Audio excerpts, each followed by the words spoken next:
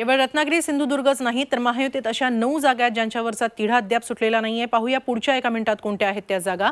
मुंबईतील 3 जागांवर उमेदवार अजूनही जाहीर झालेला नाहीये। रत्नागिरी सिंधुदुर्ग नाशिक ठाणे संभाजीनगर जागेवर भाजप शिवसेनेनेही दावा केलाय तर साताऱ्याचाही तिढा कायम आहे। या जागांवरून स्थानिक पातळीवर अस्वस्थता कायम असल्याने असून तिन्ही पक्षांचे वरिष्ठ नेते काय निर्णय घेतात याकडे लक्ष लागलंय।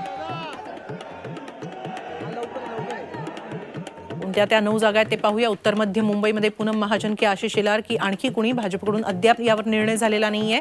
उत्तर पश्चिम मुंबईत भाजपकडे की शिंदे गटाकडे जागा हा प्रश्न कायम आहे। दक्षिण मुंबईत मनसेला जागा द्यायची, भाजपनं लढायची की शिंदेंच्या शिवसेनेला द्यायची हे अद्याप ठरत नाहीये।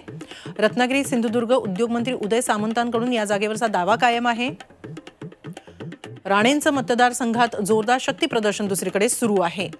नाशिकमध्ये भाजप शिंदेंची शिवसेना आणि अजित पवारांच्या राष्ट्रवादीच्या दावेदारीनं टेन्शन कायम आहे।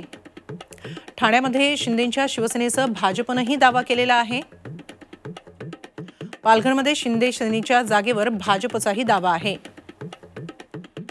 तर संभाजीनगरमध्ये भाजप आणि शिंदेंच्या शिवसेनेत जोरदार रस्सीखेच आहे। भाजपकडे सातारा जाणार हे जवळपास स्पष्ट असलं तरी अधिकृत घोषणा झालेली नाही।